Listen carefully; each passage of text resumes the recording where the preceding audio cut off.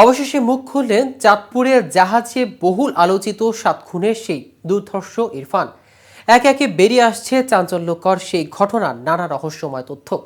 র্যাবের আইন ও গণমাধ্যম শাখার পরিচালক লেফটেন্যান্ট কর্নেল মুনিম ফেরদৌস জানিয়েছেন, চাঁদপুরের হাইমচরের মেঘনা নদীতে সার বহনকারী এমভি আল বাখের জাহাজে 7 জন খুনের ঘটনার রহস্য উদ্ঘাটন হয়েছে। মূলত ক্ষোভ থেকে জাহাজের মাস্টারকে হত্যা করা হয়েছে, কিন্তু বাকি 6 খুনের রহস্য কি, এ ব্যাপারে কি বলছেন মুনিম ফেরদৌস? এসব নিয়ে বিস্তারিত থাকছে আজকের প্রতিবেদনের বাকি অংশে। কেটিভি নিউজ 24 চ্যানেল থেকে আপনাদের সাথে আছি আমি, মাহমুদ রহমান সিয়াম।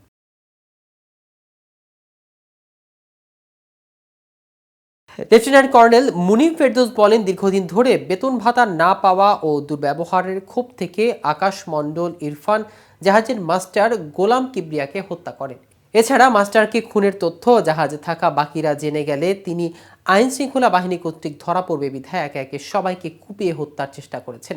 জানা যায়, আকাশ মণ্ডল ইরফান বাগেরহাটের ফকিরহাট এলাকার জগদীপ মণ্ডলের ছেলে। তিনি সুকানির সঙ্গে ইঞ্জিন রুমে কাজ করতেন। গ্রেফতারের সময় আকাশ মণ্ডল ইরফানের কাছ থেকে একটি হ্যান্ড গ্লাভস, একটি লোটো ব্যাগ, ঘুমের ওষুধের খালি পাতা, নিহতের ব্যবহৃত 5টি ও গ্রেফতার আকাশের ব্যবহৃত 2টি সহ মোট 7টি মোবাইল এবং বিভিন্ন জায়গায় রক্ত মাখানো নীল রঙের একটি জিন্স প্যান্ট উদ্ধার করা হয়েছে। প্রাথমিক জিজ্ঞাসাবাদে তথ্য দিয়ে র্যাব দাবি করেন, ইরফান প্রায় 8 মাস ধরে এমভি আল বাখেরা জাহাজে চাকুরি করে আসছেন।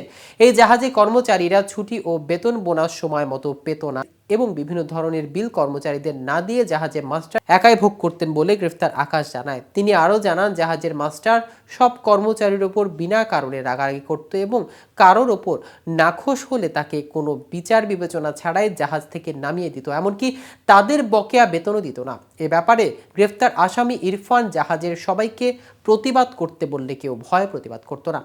মাস্টারের এমন কার্যকলাপের কারণে তার মধ্যে প্রচণ্ড ক্ষোভের সৃষ্টি হয় এবং সেই ক্ষোভ থেকে তাকে উচিত শিক্ষা দেওয়ার পরিকল্পনা করে। পরিকল্পনা অনুযায়ী আনুমানিক 18 ডিসেম্বর ইরফান 3 পাতা ঘুমের ওষুধ কিনে নিজের কাছে রেখে দেন। প্রাথমিকভাবে জিজ্ঞাসাবাদে এই ঘটনায় তিনি একাই জড়িত বলে জানা যায়। পরবর্তীতে অধিকতর দফতরের মাধ্যমে বিষয়টি আরও নিশ্চিত হওয়া যাবে। র্যাব দাবি করে বলেন, পূর্ব পরিকল্পনা অনুযায়ী গ্রেফতার আকাশ ঘটনার দিন সন্ধ্যায় জাহাজের রাতের খাবারের তরকারির মধ্যে 3 পাতা ঘুমের ওষুধ মিশিয়ে দেন। শুধু সুকানি, জুয়েল ও গ্রেফতার আকাশ ছাড়া সবাই রাতের খাবার খেয়ে তাদের নিজস্ব কেবিনে ঘুমিয়ে পড়ে। রাত আনুমানিক 2টার দিকে সাহারা বিকন এলাকায় আরও 8 থেকে 10টি জাহাজের সঙ্গে সুকানি, জুয়েল ও গ্রেফতার আকাশ তাদের জাহাজটি নোঙর করে। পরবর্তীতে সুকানি, জুয়েল রাতের খাবার খেয়ে ঘুমিয়ে পড়ে। আকাশ তার পরিকল্পনা মোতাবেক আনুমানিক রাত 3টার দিকে প্রথমে মাস্টারকে জাহাজে থাকা চাইনিজ কোড়াল দিয়ে কুপিয়ে হত্যা করে। পরবর্তীতে সে চিন্তা ভাবনা করে যে জাহাজে থাকা বাকিরা জেনে গেলে সে আইন শৃঙ্খলা বাহিনী কর্তৃক ধরা পড়বে বিধায় একে একে সবাইকে কুপিয়ে হত্যার চেষ্টা করে।